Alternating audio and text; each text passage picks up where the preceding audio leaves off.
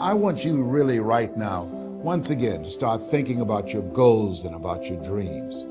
And as you begin to envision them, one of the things that I think that's very important that we have to always go back to, as you look at your goals and dreams, and I want you to expand them, and it's very important to realize that I found that most people fail in life, not because they aim too high and miss.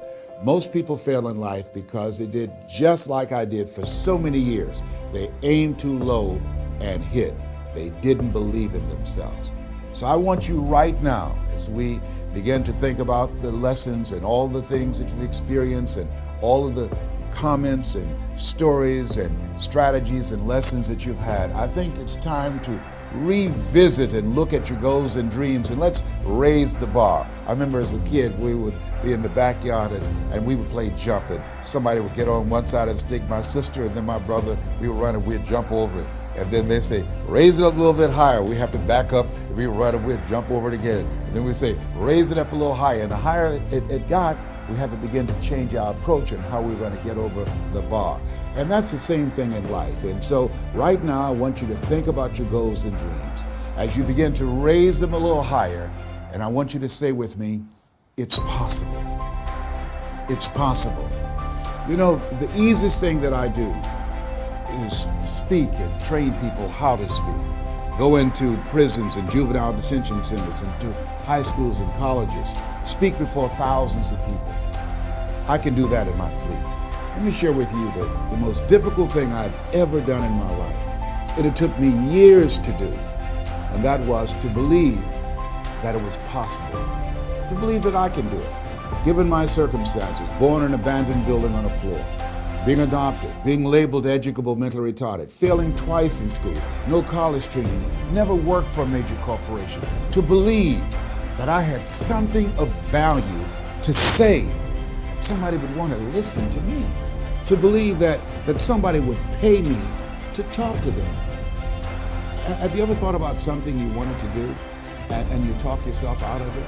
I remember going to see Zig Ziglar, who I consider the #1 motivational speaker on the planet, and Dr. Norman Vincent Peale when he was alive, and Robert Schuller. I used to see them and I would be so pumped up and inspired after hearing Jim Rohn, who recently passed, one of the great motivational speakers of all time, and Charlie Tremendous Jones. And I would go to my car pumped up, saying, yes, yes, yes, I can. And then after a while, my mental conditioning would kick in. And would say, Les Brown, you can't do that. You don't have a college education. Les Brown, you can't do that. You don't even know who your parents are. Les Brown, you can't do that. You failed twice in school.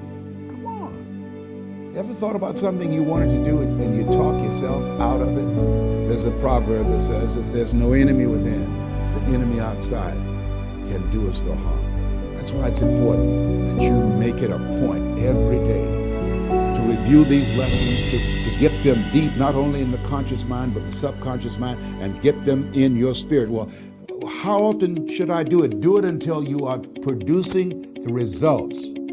That's how often you should do it. And you never stop, because once you stop, that's when those negative thoughts will come back. Once you stop, that's when you will begin to doubt yourself. Once you stop, I'm telling you what I know. Yes, every day it's a selling job on you. It's possible. I can do this. I can make this happen. No matter how bad it is or how bad it gets, I'm going to make it. It's possible. Yes, your dream is possible. Say that to yourself every day. Feed your mind with words that you write and words that you hear and words that you speak to yourself. Feed your faith, and your doubts will stop. Say to yourself, it's possible. It's possible. It's possible. Even when you have no evidence to point to, say to yourself, it's possible. There's nothing as powerful as a made-up mind. It's a struggle sometimes to do that, especially when you have people around you telling you that it's not possible, that you can't do it. And they're constantly pointing out your failures of the past, constantly reminding you of all of the things that you don't have going for you. I'm I'm reminded of the story of two little boys that were playing on some ice during the winter. And as they got further out on this ice, one fell through the thin ice. And so the little fellow that was still on top of the ice, he was trying to save his little buddy. And he couldn't reach him. He was trying to pull him. He could see him through the thin ice as he got further away from him, struggling. And he couldn't reach him, and he was trying to break the ice, and he couldn't do it. He looked around, and he saw a tree in the distance, and he ran, and he got up on the tree, and he pulled and broke down an enormous-sized branch, and came back and savagely began to beat that ice, and broke it, and miraculously, he saved his friend.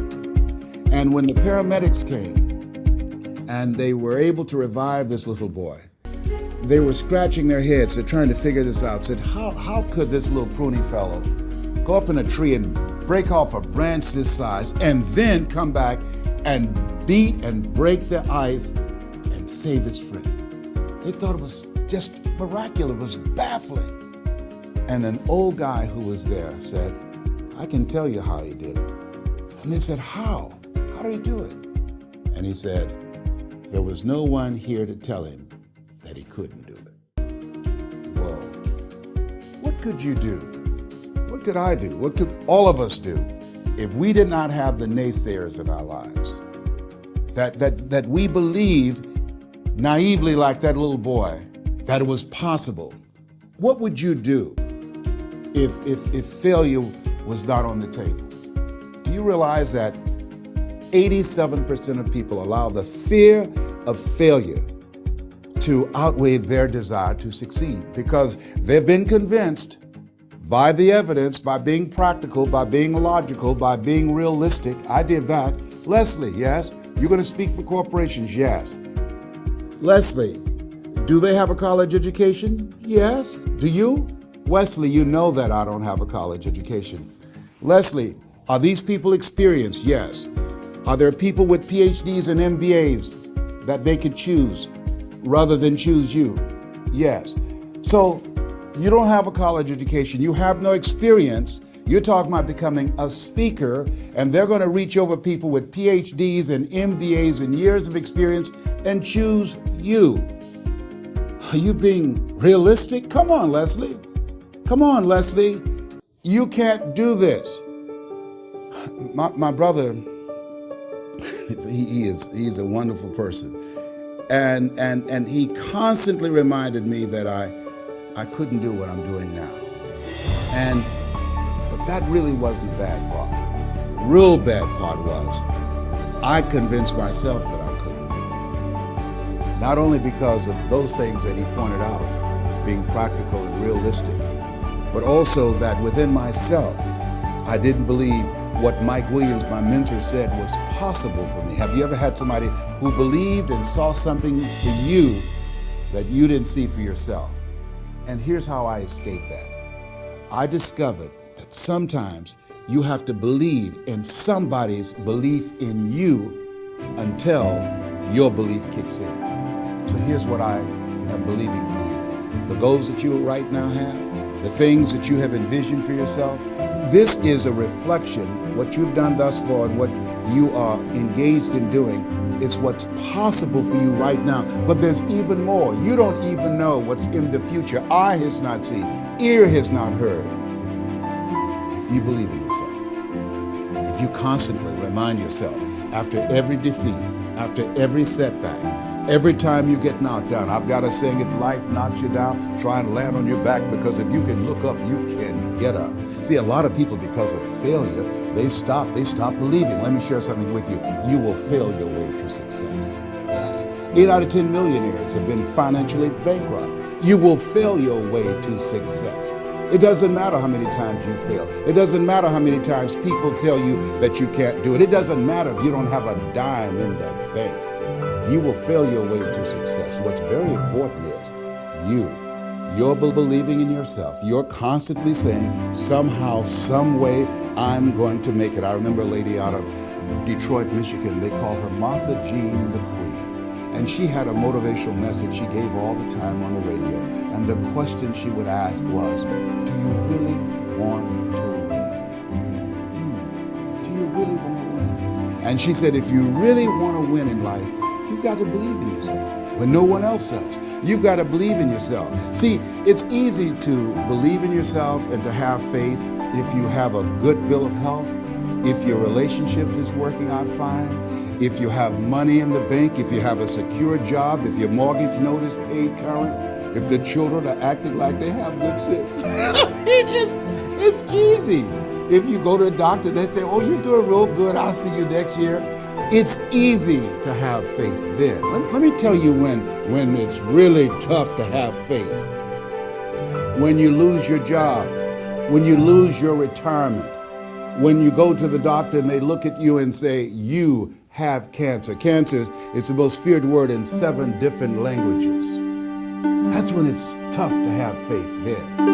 And that's when you need to call on your faith then. They said faith is the oil that takes the friction out of living. That's when you need to believe in yourself then and judge not according to appearances and say to yourself, it's possible. It's possible. I can make it. It's possible.